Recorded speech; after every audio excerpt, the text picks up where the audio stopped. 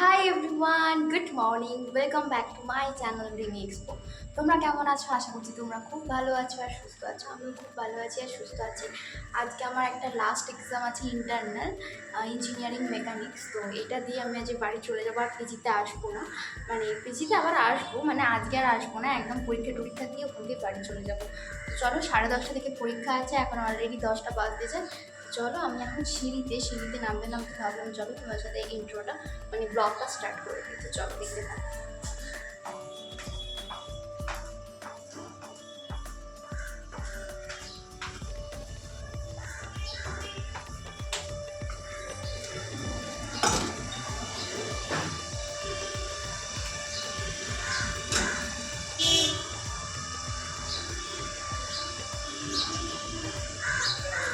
তো চলো, এবার টুকটুক করতে করতে আমি পরীক্ষা দিতে চলে যাব। আর বাইরে এত গরম, এত রোদ বেরিয়েছে। তো তোমাদের ওখানে বলো, তোমাদের ওখানে কীরকম রোদ বেরিয়েছে। আর বুঝতেই পারছো, যেহেতু সকাল সকাল মানে একদম পরীক্ষাটা 10:30 থেকে, তো তার জন্য অতটাও কিন্তু এখন রোদ বেরোয়নি। তো তারপর পরীক্ষা দিয়ে আমি চলে এসেছি। এই যে দেখতে পাচ্ছ, হাওড়া ব্রিজ ক্রস করছি, বাসেতে আছি।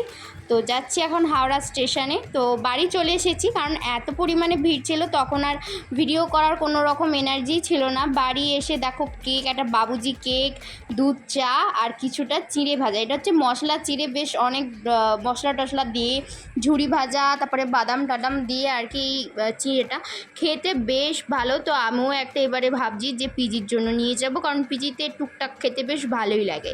তো তারপরে একটা অ্যাসাইনমেন্ট ছিল, সেটাই আর কি বসে বসে কমপ্লিট করছিলাম। এই তো জীবন, আর কি করব বলো। তো তারপরে বাবা আর আমি মিলে চলে গেছিলাম একটুখানি শপিং করার জন্য। আসলে পিজিতে যে জামা কাপড়গুলো পরি সেইগুলোই আর কি কেনার জন্য এসেছিলাম, তার সাথে একটা টি শার্টও কিনে নিয়েছি।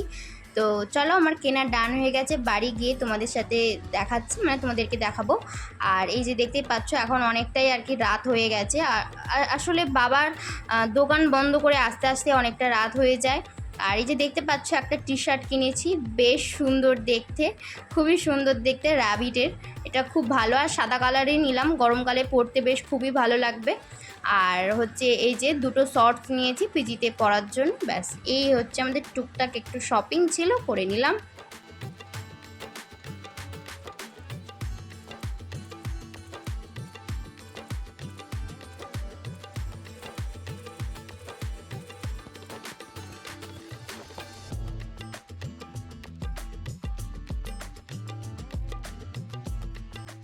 আজকে ডিনারে মা বানাচ্ছে গোলবাড়ির কষা মাংস।